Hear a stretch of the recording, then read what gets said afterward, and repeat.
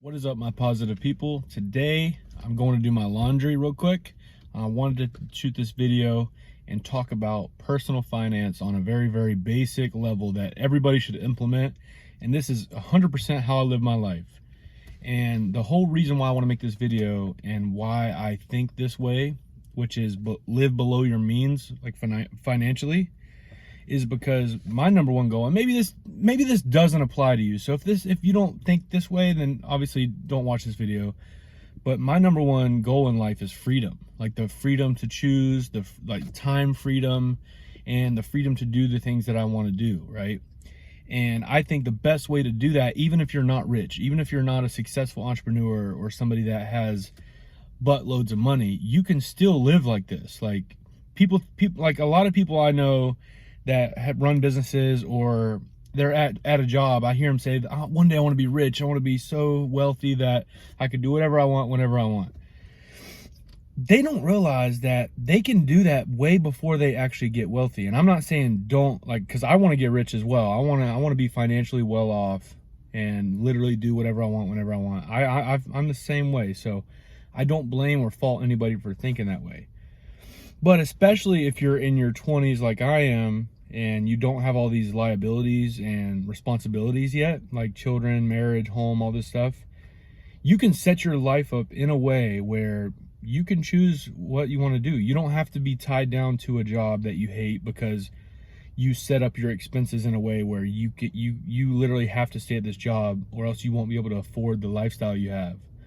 And I see that in a lot of people. Like literally they work at jobs they absolutely hate, but they can't leave because their income matches their expenses. There's no way they can drop in income and maybe have a more enjoyable job that pays a little bit less, but it gives them a better quality of life. They can't do that because their expenses are literally here. And I don't know the exact numbers, but I read recently in some research, and a couple people have said this like recently, it's like 75% of Americans live paycheck to paycheck.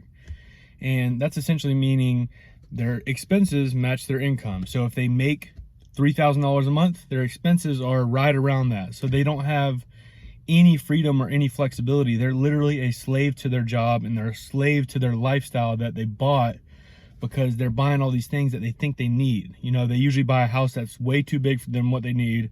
They usually buy a car that's way too expensive for what they really, really need. And I get it. People buy these things because of like instant gratification, and it's awesome to have these things. But honestly, what difference do they really make? Like right now, I live in an apartment that's not the nicest, but it does what I need it to do. I sleep there. I feel safe. I cook. I do everything I need. And I'm so happy about it, right? Like how much happier would I be if I went and bought a big expensive house? Or even with my car, I drive a 2004 Toyota Camry and nothing's wrong with it. I've had it since 2014. I bought it, it has 60,000 miles on it. It's a grandma car. It's ugly. It's not the most beautiful car, but this thing is reliable. It gets me to where I want to go, and I have put minimal money into it to maintain it. So it's really not a liability for me. My car insurance, I have the very basic car insurance. It's like $100 a month. I don't have a car payment. It's beautiful. I know people that have $1,000 car payment at my age. I'm 26 years old. I know people younger than me that have $1,000 with their insurance and their car payment, $1,000. And it really blows my mind. And these same people say, oh man, I'm drowning in debt. I wish I could quit my job, blah, blah, blah.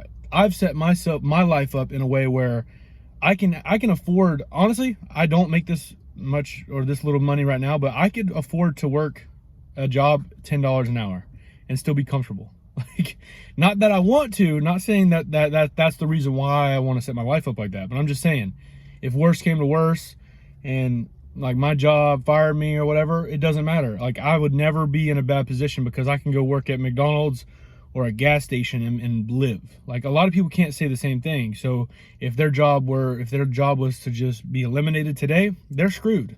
They're probably gonna have to file bankruptcy because of the expenses they have acquired. You know, usually when people, let's say they started at $10 an hour. I don't even know how much money that is per week. What, 300 bucks a week? Let's say 300 bucks. But their expenses are 300 bucks a week, right? And then let's say they do a good job, they work very hard, and then they get up to $15 an hour. Most people, what they do is their expenses come up as soon as their income goes up. So they make more money and they say, oh, I can buy a nicer car. And then they bump up to $20, $25 an hour. Oh, I can raise my expenses even more. If you can figure out how to minimize your expenses, obviously don't sacrifice your quality of life. If you're miserable, get the things you need. Get a car, get a place where you feel safe and comfortable, and a place you like to live for your family. Do that. But if you can minimize your expenses at the same time, increase your income, this is how you create like financial freedom. You don't have to be rich to have financial freedom. You can, like, over time, and if you save this, if you invest this, you can use that money, that difference right here, the gap, to invest in a business, a hobby, anything. You can put this in, you know, an S&P index fund over a long period of time. You know, that will go up 7 to 8% compounded for whatever long, you know, like, that's just the very basics to like personal finance. And I'm not a financial expert, but those are things I like to talk about. When I see a lot of people that suffer unnecessarily because of the expenses they chose to incur. And I'm like, guys, if you just sold some of this bullshit you don't need, like, your quality of life would be so much better. Stop trying to impress people that, you know, like, who are you trying to impress? It's like, these people buy this stuff for like an insecurity, you know, like, I don't understand.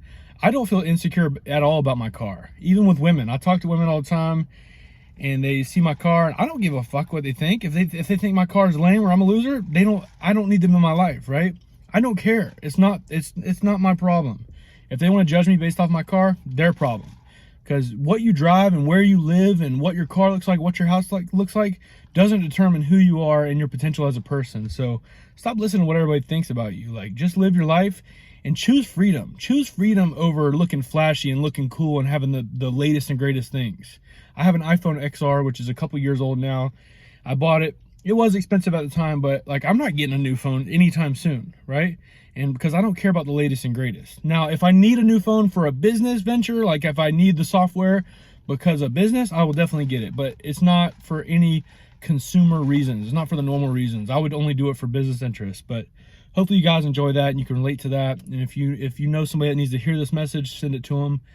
Give this video a thumbs up, subscribe, and I'll see you in the next one.